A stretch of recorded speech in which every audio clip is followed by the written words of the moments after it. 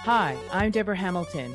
Welcome to my podcast, Why Do Pets Matter? 10 years ago, with my iPhone and a script, I recorded the first episode of the Ultimate Pet Resolution Summit, which chatted with experts about conflicts over animals. Our conversations were intimate, honest, and illustrated how disagreements over animals occur and how those disagreements can reshape people's lives and relationships. In November 2019, I started Why Do Pets Matter, a new podcast that continued these informative discussions. I'm so excited to have you here with me, continuing my exploration into a more meaningful conversation about why pets matter to all of us. My guests and I will share ideas, stories, and experiences straight from the heart, unscripted and holistic. From the bravest moments to the most brokenhearted, we will explore how to resolve disagreements over animals differently. One thing I know for sure is I want to have more meaningful... Hi, it's Deborah Hamilton, and today we're going to talk with Debbie Dahmer. She is the voice of Voices Carry for Animals on Blog Talk Radio.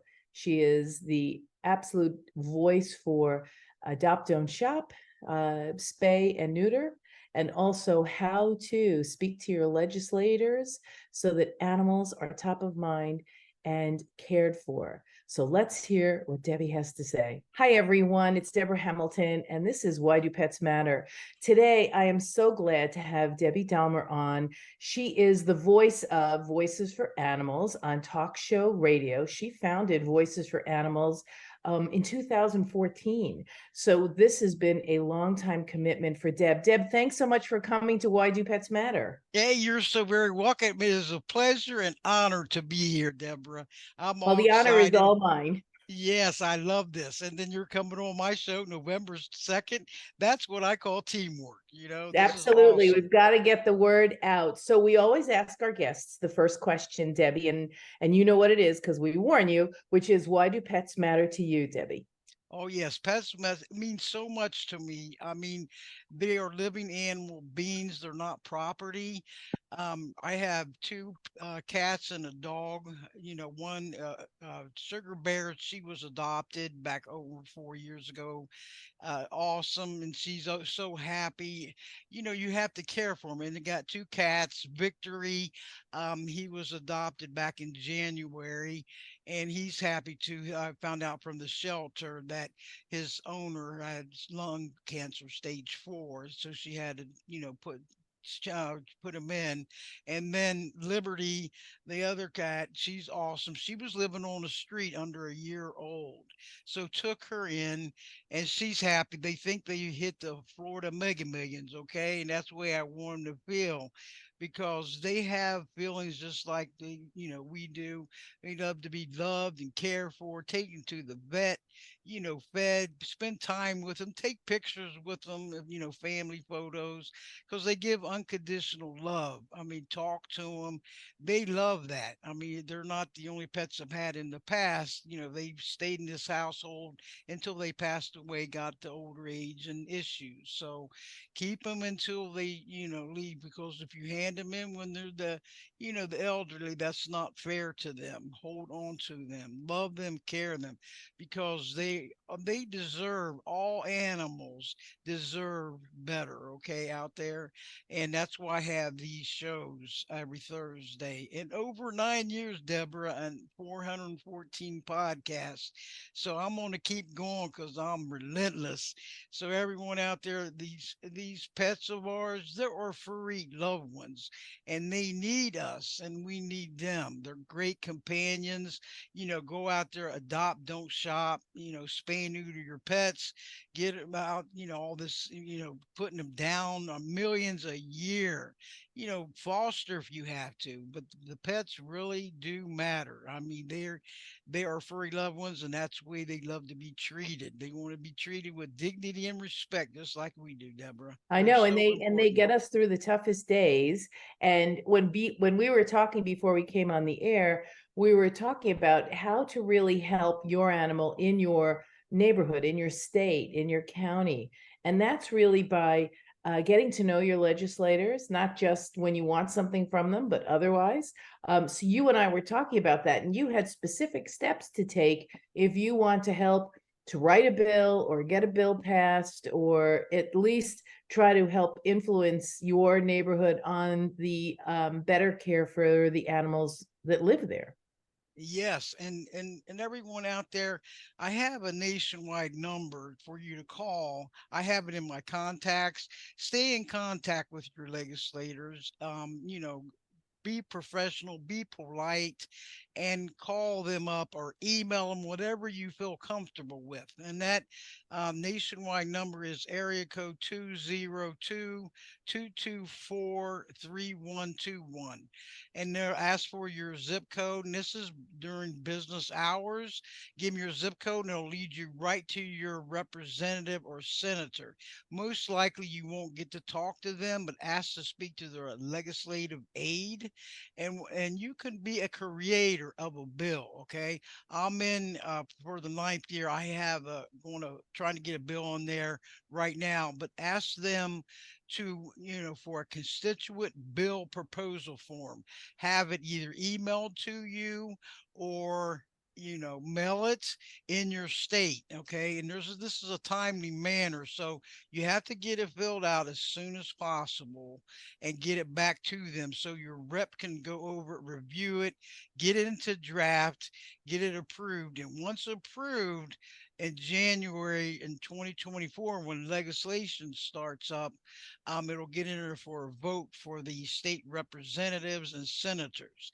Try to be professional and polite. That's the main thing, and work with them. If you have any questions, ask them because they will lead you the way. I know my rep here in Florida, he is very patient, understanding. He goes over everything. So please, everyone, get them laws in there, new laws for all the Pauls, and better lives and futures for them because it's so very important. They're just like us, Deborah. They can see, they can feel, they have feelings. They everything, sleep, walk. They just speak in a different language. We have to give them that chance and love them and care for them because that's so very important. And Yes, most of the representatives are so willing to listen to you if you speak to them in a way that's curious, and you maintain, as you said, a professional demeanor, because it is important that if you want to move a thought forward, that you create that dialogue that we all don't know everything, and sometimes being able to hear something different and considering it, if someone doesn't agree with us, it's never good. You probably agree. I don't know, Deb, but you probably agree if they don't agree with us, that doesn't mean we can't win them over. that's right. Because we got to be relentless, optimistic, proactive, and not give up. Because if we get into the bill in there, which I have had last 5 years, you have to get supporters too. Ask them to co-sponsor the bill. Call your representative. You have the bill number ready from you. Put it on social media, Facebook, Twitter, asking for support, because we are power in numbers, strength in numbers. So we have to do what's right and get it in there. Once it's in there and that bill passes, hey, look what you just did. You are a positive impact in this world, and in the animals world too. We want to rock the animals world with changes to be made. Let them live in freedom. Right, and That's the let main them thing. live with good care. And we're not, Yes, necessarily judging people on their care, but we want to make sure everyone is safe and sound and cared for. Everybody has a different definition of that, yet there is a minimum standard that probably everyone could agree on, that pets should be cared for. Because it's really important to make sure that people may not be as affluent as you, or as understanding of pets as you are, yet we want to educate them, and we really don't want to deny them the ability to have a pet, and we can help them have a pet in a better way. It's always important, because we all know how important pets are to people who are having depression, anxiety. It's important to help them maintain their pets, keep their pets, and maintain their health. that's right. It's so important, whether it's the elderly, the young, the children. When I was young, I was always brought up by two wonderful parents. You know, treat animals with dignity and respect, and they adopt a dog. So that's where we try to get, hey, raise them right and raise them with, treating animals right. And they'll move forward in their adulthood doing the same, like myself and a lot of animal lovers and advocates. They need to love and care and spend time with them, because if you really look at it, Deborah, they don't really have long lives. So we have to enjoy them while they're here. Right. So, and if you lose a pet, which I have, you go and you think, you hear these people that say, I don't want to get another pet. I'm done this and that, because, I so love this pet or this furry loved one.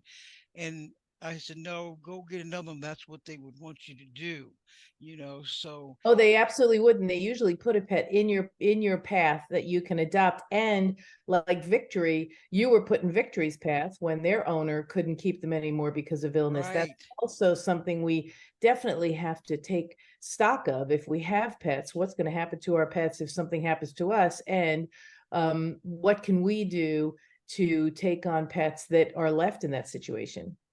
Right, exactly. You got to think about that, because we could be here today and gone today. So it's always good to get a backup, because pets are going to have to go to the shelter, and you know what happens when the shelters get overcrowded, and that's not fair to them.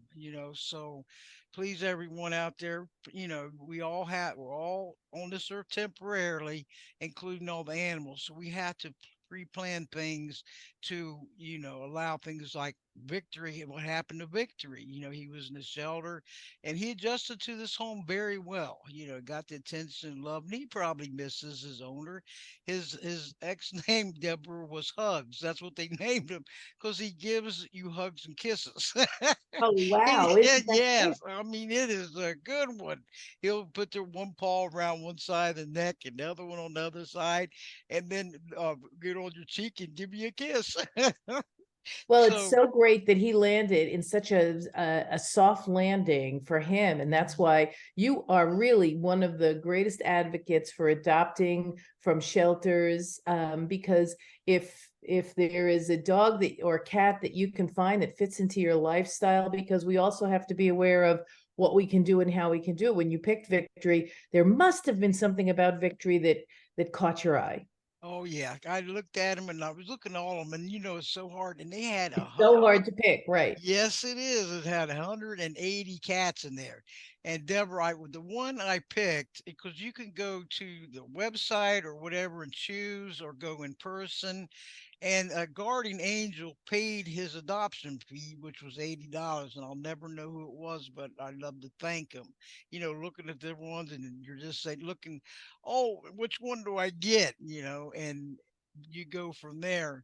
And which one, because you want to give them a great home. You want to, they're safe in the shelter, but what's even better yet is a TLC home. Bring them home and let them enjoy you, yourself, your family, the friends and everything, because that means so much to them. And get treated great, because no animal should be abused or neglected. That's a no-no, so they or look the other way and say, well, I'm going to, I got my pets here and they're fine, and not do anything for the ones out there that's not fine or in need and distress. Stand up for them, be their voice, because our voices really do matter in our actions. And make sure that we all wish they all had a TLC home, but that's not the way it is. And that's why we got to keep advocating and taking action is the key. Because if we don't take action, everything is just going to roll over the same, year after year, decade after decade. So everyone, please go out there, adopt, don't shop. And even Liberty, when she was on the street, under a year old, how could you be so cruel and dump a kitten? That's sad. And one of my friends, she was feeding her and making sure, she was taking care outside because her daughter is allergic to cats. So she had called me and said, Deb, can you help me out and put she didn't name her Liberty. She didn't have a name for it yet. And on social media to help her find a home because she was afraid, getting hit by a car or attacked by wildlife. So I said, okay, I'll be over. And because I am admin on a lot of groups to help animals in need and death row and stuff like that. And so I went over there, met her, had the carrier, and she said, who would want, this cat? And I said, yes. And she said, who? I go, me.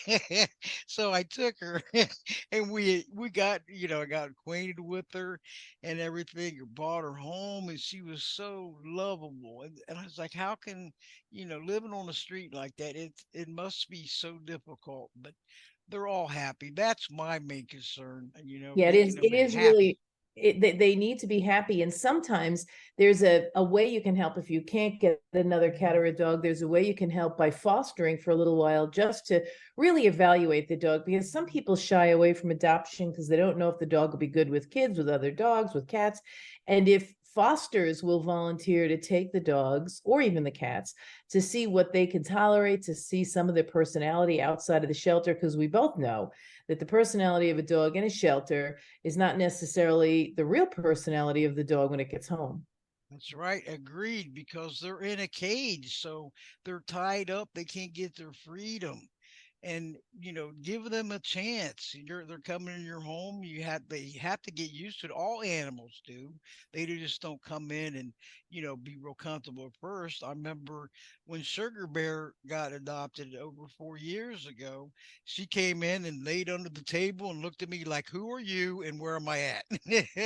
And it was so funny. And I got acquainted with her, talking with her, and everything worked out great. You just have to spend some time with them. Don't put them aside. Don't ignore them because they need attention and they love attention, especially And when you're really, to talking to get them. a shelter admin or someone to work with if you're having trouble. So if Sugar Bear had not come out of from under the table for a long time, establishing some relationship with the shelter so that they can help you try different things to get Sugar Bear out from under the table if she had had a long time under the table, because a lot of people will return them either because of job changes, or sickness like the lung cancer, or um, just because things that we might never think to leave our dogs at a shelter for, we have to understand that other people think differently than us. And if in fact they've lost their job, they've lost their home, we might just put the dog in the car. They might not even have a car. Sometimes leaving the dog in a shelter instead of on the street like Liberty, right, Right. is a much better situation than just, I mean, you and I have both heard of people who've left dogs or cats in an abandoned house. Yes, definitely. And I'm been reading all over the internet. This is sad and heartbreaking, Deborah, is that because of this high inflation, that the shelters are really filling up People and can't they're getting feed their euthanized. family, Yeah, and I know. know, It's or they terrible. can't get their medication. And so it's not that they don't love their animal, but they think, well, my animal's at least going to get shelter and food. If I leave them at the shelter, I don't want them to be put to sleep. However, if they're young, it's unlikely they'll be put to sleep. If they're older, that's always a question. But then they can find somebody like you and I, older, who wants an older dog or cat so that we can give them the best last years of their lives. That's right, because it matters so much. I mean, even the vet bills, the food bills. Look, we're getting hit from all angles. Something's got to give here because it's terrible. Who pays the price? The animals, especially Right. if they get put down for overcrowding. Okay, they don't care what age they are. It's like an assembly line, vicious assembly line that doesn't stop. So everyone, please go out there and adopt. Don't shop. Spay and neuter your pets. The human beings are the roots to all problems. Now, we can't blame the animals. And so we have to look at it and say, hey, we have to do more, fight more, and do this because a lot of these problems, Deborah, have been rolled over from the 20th century. And now we're in the 21st century, heading to the 22nd century. So we have to No, I know. And prioritize. And Yes, we have so many things that are happening that sort of I scratch my head. I don't know if you do, but there are people who spend five, six, $7,000 on designer dogs that are really like the dogs in the shelter. And I'm sitting there going, if you want one of those, why don't you buy, go and get one of these, because you have just as much chance of getting that dog as you do if you adopt it from a shelter. that's right. I mean, look at the dog, Sugar Bear. She's an Alaskan Malamute. They range from 1,500 to 1,900. And on Sugar Bear, at the shelter, she was healthy. She was checked out, everything. And she's beautiful, and she's it just amazes me and there was all these dogs in there, cats and everything. And I looked, and when I looked at Sugar Bear at, when she's in the kennel and everything, and I told her, sit, and she sat, and I said, give me Paul, and she gave me, her Paul. She was listed as a stray coming in. And so I'm looking at it, they didn't even have the paperwork done. Okay. And no And then microchip. yeah, and I looked and I said, "Whoa, this is a good one." So I better put her on hold, okay? And so when I came back, this lady stopped me at the door, and she says, asking what kind of dogs back there, and she says I was going to come and adopt that Alaskan Malamute, and because I heard her howling the other day, and so I looked at her, I said, "I think I just adopted a wolf," and and we were laughing so hard we couldn't think straight. But I looked at, dogs like, I hope all of you find a TLC home. And they all looked at me. It was so meaningful and heartfelt when I Oh yelled yeah, that. because a lot of people get dogs because they see pictures, and especially in Florida, Debbie, an Alaskan Malamute fits into Florida, like I don't know, oranges and tomato sauce, which don't necessarily go together because they have such a thick coat, and in the summertime, it's so hard for them. And Yes. maybe people get them because they are the cutest puppies known to man, and then when they grow up and they're no longer cute puppies, they say, well, and this Sugar Bear was trained. She sat, she gave you her paw. So let's think either that they didn't realize how affected she'd be by the temperature, or maybe they lost their job, or the person died, or whatever, because she was a stray, so you have no idea. But Yes. clearly she was owned by somebody, and unfortunately they didn't microchip her. So everybody, if you have a dog now and you love them to pieces, make sure you microchip them, because it doesn't necessarily mean you'll get them back, because if they aren't picked up as a stray and go to a shelter, if somebody picks them up, the veterinarians aren't necessarily required to scan them for a microchip, because it's a whole big story. But the long and short of it is, veterinarians don't have the right to scan a dog that is brought in for a checkup, because the person who brings it in is seen as the person who owns it. So, Debbie, I'm sure you have this, but you should have multiple identifications on your dog. You should have a collar Yes. with your number. You should have a microchip, Yes. um, because it really is important, if they get out, that you find them, that somebody can get in touch with you, and that you have multiple ways of getting in touch, them getting in touch with you if your dog gets out. That's right, because that way they can contact you real quick, and you got them there. You don't have to worry about, them. Once they get away, you got to worry if you don't have them shipped, then they're not coming back, or you'll never find them. You Yeah. hear the good stories that, oh, the family got reunited with their dog after so many years, but that doesn't always happen. It's very They lucked out. infrequent, because if That's somebody, right. right, if you picked up, so Sugar Bear didn't have a microchip, and so you got this dog that was beautiful and trained, and who knows what happened to the owners. Maybe they're still looking for Sugar Bear and just worried about him, but thankfully he landed on his feet in Clover, in Debbie Dahmer's house, so that's great. But we can't be so sure, so we need to really make sure we identify our pets.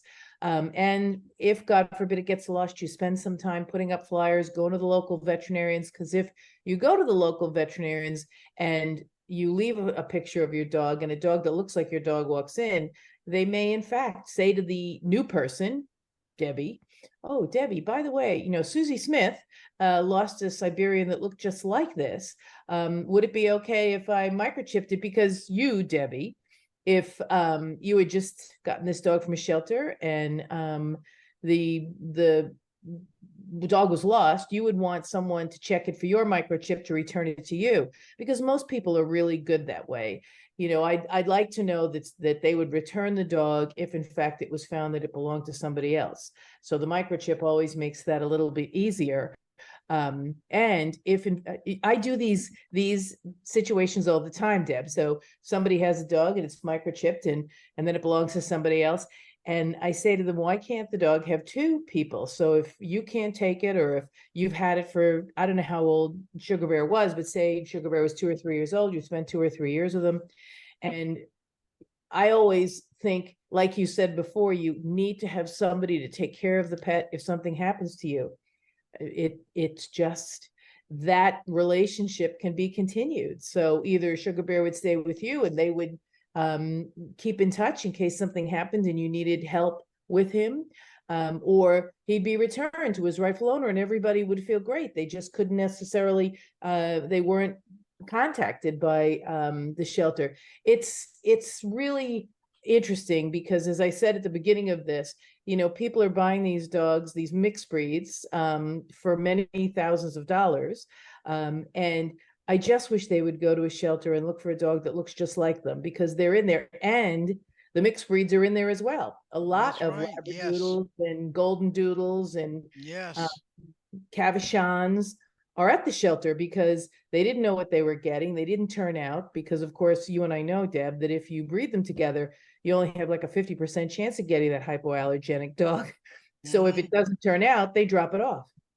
Yes, and another main thing, everyone, is take plenty of photos of your pet Yep. because, when you're like, I don't know if you know the Nextdoor app, and I'm on there, but they, because there's surrounding neighborhoods, you used to see how many pets are found on there just by posting photos, and a description, because, the dog or cat's not going to get far, but when they find them, and they post them on there, whether it's Facebook or Nextdoor or whatever. I remember this was several years ago. My next door neighbor, their dog got loose out of the fence. Okay.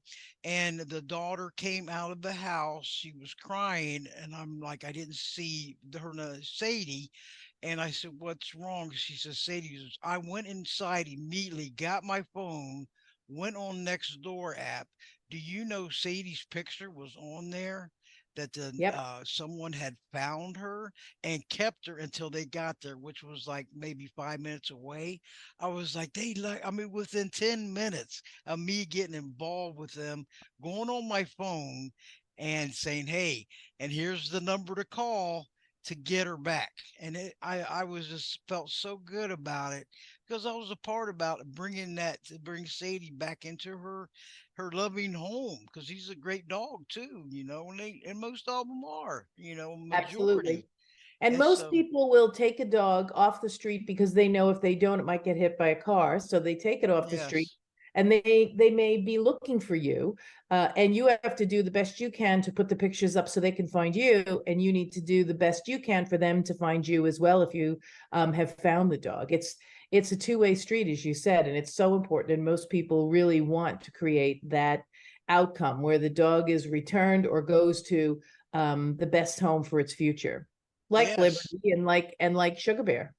That's right. She does. They don't have to worry about ever, being abandoned again or living on the street like Liberty was living on the street. They don't have to worry about that no more. They have a home until they pass away. Or if I pass away, that's another thing. But at least I know they're happy. That's is my goal. Make them And so I'm happy and so glad you comfortable. brought that up, because when you are preparing for your pets, you need to, as you said before, you need to have someone who can take them, who can at least give them to someone or provide for them or know what the next steps are.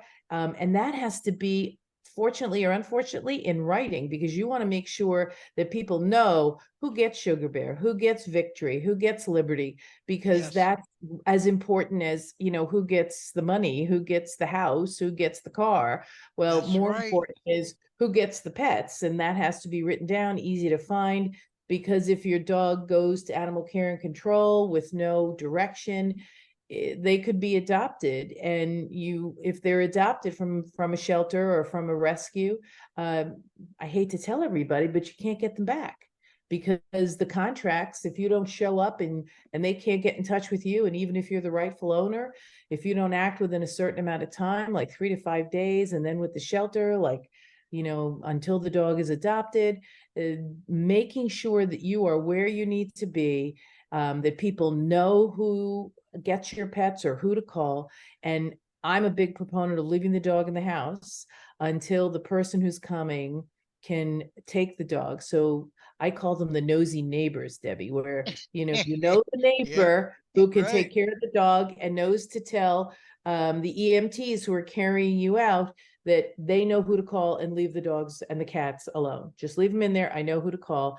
And she has a piece of paper, or he has a piece of paper that says that, so that your pets take that next step that you want them to take, not that they take because it's an emergency. That's right. And it's so important, Deborah. I mean, just like if you pre-plan your funeral, okay, and your will and everything, make sure it's on there so that way the pets don't have to go to the shelter. Maybe the Right. And it's relatives or the, you And know, it's not just when you die, because we both know people who have had dementia, who've had a yes, stroke, who, yes, ended up, I mean, during COVID, there were so many dogs who went into the shelter because their owners went with a cold and then were on a ventilator. So it really is important that whether you're dead or alive, you have a plan for the next steps of your pet, short term or long term. that's right. It's so important in your life because, like I was saying before, we never know how long we'll be on this earth because death does not discriminate towards, Nope. right? It doesn't. All ages get hit, so we all have to look at that. And because I've heard so many people say, "Oh, I'm when I retire." Well, how do you know you're going to retire? You could plan on retirement, but you don't know for sure if you're going to be here or And your not. pet will be so happy you retire, except that maybe they have been sleeping while you go to work all day and you're going to disturb them during the day. So they're going to look at you and say, you go for a walk. I sleep during. That is a good one. So we're just about at 30 minutes, Deb. Let everybody know how they can listen to Voices Carry for Animals. And then if you want, give them a way to get in touch with you or to learn more about you. Okay. Anyway, if everybody wants to listen to my podcast, it's on every Thursday night. Animal Advocates Radio, Voices Carry for Animals. And you can hit it by going to www.blogtalkradio.com/ Voices Carry for Animals. And you could listen by phone or you can listen by internet. Okay. The phone number is area code 310-982-4270. You will be in the queue. Press 1 to speak and try to refrain from any noises in the background, radios, conversations, TVs, and you're more than welcome to come on board.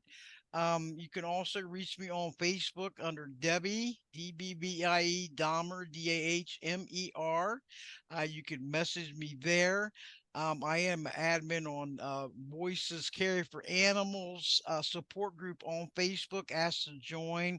We have so many death row, dogs and cats and horses or whatever that you can help cross post. And a big shout out to all the cross posters and networkers out there relentless to help save animals' lives. Okay. I'm also on LinkedIn. You just search Debbie Dahmer like before, and also Twitter. The PPJ Gazette online.